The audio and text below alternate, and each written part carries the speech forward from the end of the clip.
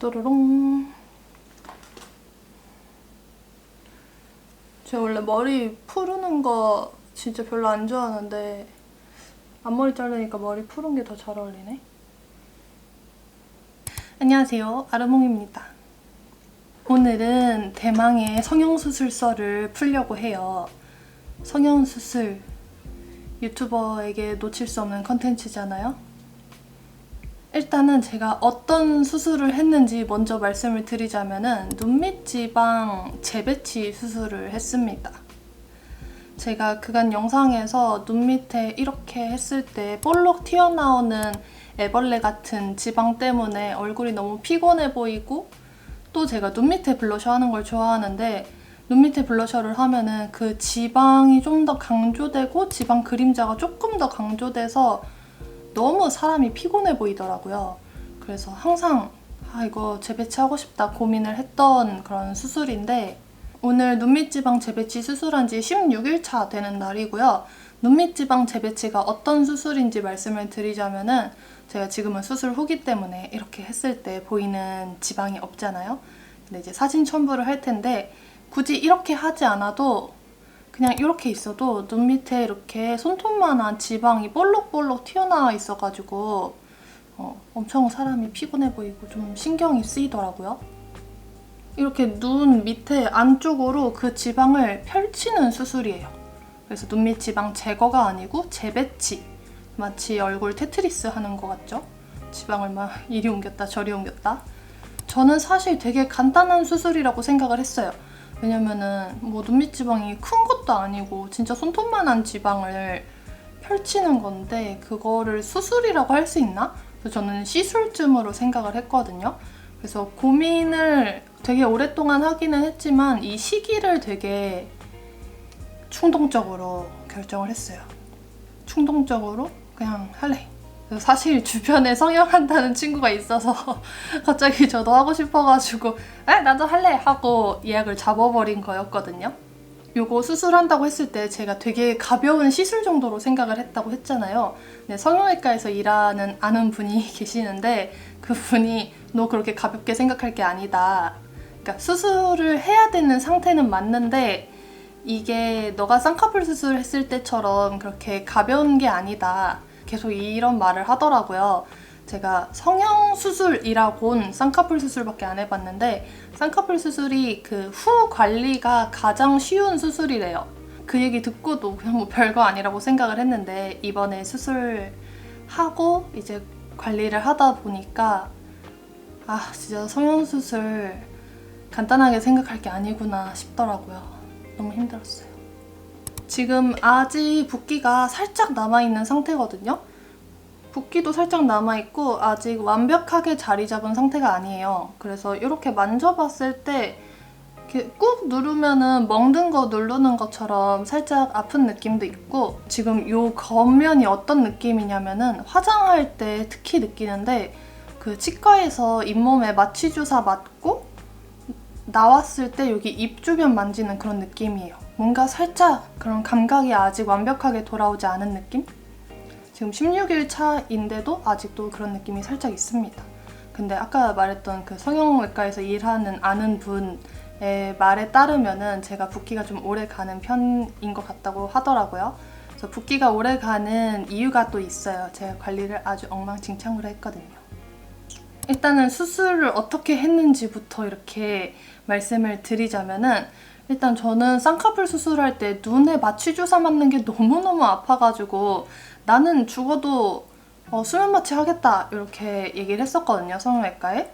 근데 아무래도 눈 수술이다 보니까 수면 마취로 진행을 하면은 제가 이렇게 움직일 수도 있고 이래가지고 조금 위험하다고 하셔서 눈을 마취하는 마취 주사를 맞는 수면 마취를 했어요. 그래서 수면 마취하고 눈 마취를 한 다음에 저를 깨우고 수술을 진행을 했습니다. 그러니까 수술 상태에서는 저는 정신은 깨있는 상태였고요. 이렇게 눈 쪽만 마취가 돼 있는 상태였어요.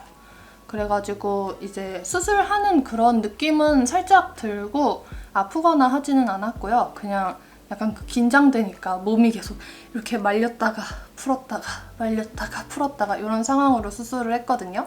눈 수술할 때는 수면 마취로 안 하는 것 같더라고요, 대부분. 수술은 한 1시간 정도 한 것 같은데 수술 후에 이렇게 눈 밑에 거즈를 붙여주시거든요.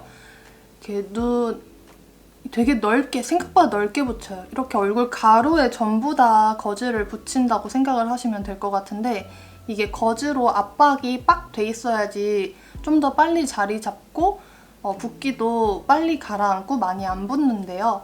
근데 저는 그 거즈를 붙이고 있는 게 너무 불편한 거예요. 그 거즈를 한 일주일 동안 붙이고 있어야 되고 병원에 한 3번 정도 와서 거즈를 갈아야 되는데 저는 성형수술 후에 병원을 한 번도 가지 않았습니다. 그리고 거즈도 3일 만에 그냥 떼버렸어요. 이게 수술 부위에 물이 들어가면 안 돼서 수술 다음 날부터 샤워도 좀 웬만하면 하지 말고 씻지도 말고 병원 와서 거즈만 몇 번 갈아라 이렇게 했는데 저는 수술 다음 날부터 샤워를 했고요. 그리고 씻는 것도 최대한 씻었어요. 하라는 건 하나도 안 하고 하지 말라는 건 다 했어요. 그래도 씻을 때 눈 이렇게 거즈 쪽에 물 안 닿게 하려고 샤워기 한 쬐끔 중간 정도로 틀어놓고 진짜 조심조심 씻으면서 이렇게 수건으로 눈 주변에 물 튄 거 계속 닦아가면서 씻었거든요. 근데 제가 원래 씻는 걸 좀 좋아해요. 씻는 걸 좋아한다기보다는 안 씻는 걸 싫어해요. 그래서 못 씻는 게, 제대로 못 씻는 게 너무 힘들더라고요. 특히 여기 거즈 안에. 게다가 난 지성인데 막 얼굴 막 간지럽고 불편하고 이래가지고 면봉으로 이렇게 거즈 안쪽에 넣어가지고 코 쪽도 막 씻고 폼클렌징 진짜 조금 짜가지고 이렇게 턱이랑 이마랑 이런 데는 다 씻었거든요. 눈 쪽도 면봉으로 맨날 이렇게 닦아줬어요. 그래서 일단 거즈 때문에 못 씻는 것도 불편하고 제가 일부러 수술하고 한 일주일 동안은 촬영을 못할 것 같으니까 일을 막 만들어놨어요. 집에서 이제 회복 기간 동안 일을 좀 하려고 일을 막 만들어놨는데 아무래도 거즈를 이렇게 붙이다 보니까 시야가 조금 가려져가지고 일도 제대로 못하겠더라고요. 그래가지고 아주 혼돈의 일주일을 보냈습니다. 뭐 거즈 3일 붙이고 있었지만 혼돈의 일주일을 보냈고 붓기가 가장 심했을 때는 3일차부터 엄청나게 붓더라고요. 저는 눈 수술이니까 눈 근처만 부을 줄 알았는데 여기 코랑 미간 쪽까지 다 부어가지고 얼굴이 거의 아바타스러워지더라고요. 그래서 이거를 컨텐츠로 수술 후기 영상을 찍어야겠다 마음을 먹었기 때문에 중간중간 사진을 찍어 놓으려고 했는데 너무 얼굴이 꼴보기가 싫은 거예요. 그래서 사진도 많이 안 찍어놨어요. 근데 3일차 때 정말 많이 부어가지고 제가 이거 쌍꺼풀 찝은 것도 풀릴까봐 너무 걱정을 했고 제가 뭐 호박즙이나 붓기차 이런 거를 하나도 안 사놨어요. 정말 안일하게 성형수술을 했는데 3일차 때 거울 보고 아 이거 도저히 안 되겠다. 붓기차라도 마셔야겠다 해서 3일차부터 붓기차를 마셨는데 붓기차는 뭐 딱히 효과는 모르겠고요. 수술하고 한 3, 4일 정도는 냉찜질을 하고 그 후에 온찜질을 하는데 제가 수술 당일날 몸무게를 쟀을 때 54kg였어요. 근데 냉찜질 한 3일 하고 몸무게를 재니까 59kg인 거예요. 그게 왜 그렇게 살이 쪘냐면은 이제 눈찜질을 하게 되면 아무래도 누워서 눈을 감고 위에 찜질팩을 올리게 되잖아요. 그래서 밥 먹고 찜질하고 이러니까 제가 진짜 며칠 동안 거의 하루 종일 잤거든요. 먹고 자고 하다 보니까 살이 엄청나게 쪘더라고요. 그래서 한 4일차, 5일차부터는 찜질도 잘 안 했어요. 안 자려고. 찜질도 잘 안 하고 그냥 집에서 가벼운 운동하는 정도? 진짜 엉망진창으로 관리를 했기 때문에 저는 붓기가 조금 오래가는 편인 것 같아요. 찜질도 제대로 안 했으니까. 뭐 일주일 후부터는 일상생활이 가능하지 않을까 싶었는데 일주일쯤까지도 붓기가 좀 있었고요. 제가 언제부터 괜찮았냐면은 2주? 일주일 넘어서 일주일 이전에는 그래도 붓기가 좀 그래 누가 봐도 성형한 사람이구나 싶은 붓기가 있었고 일주일 넘어서부터는 그래도 좀 돌아다닐 수 있을 만큼 지금 정도로 붓기가 아주 살짝 남아있는 정도더라고요. 지금도 이렇게 정면에서 보면은 붓기가 잘 안 느껴지시겠지만 이렇게 약간 측면에서 보거나 이렇게 막 웃었을 때 아직 여기가 이렇게 띵띵 부어있는 느낌이 있더라고요. 그래도 지금 되게 만족을 하는 게 이렇게 웃었을 때 밑에 뻑 튀어나오는 게 없어졌어요. 너무 신기하죠? 아 그리고 요거 수술 상담할 때 의사 선생님이 해주신 말씀인데 요 수술을 하고 나서 다크서클 개선이 될 수도 있고 안 될 수도 있다라고 하시더라고요. 저도 이 수술 한다고 친구한테 얘기하니까 친구는 다크서클 개선하는 그런 수술로 알고 있더라고요.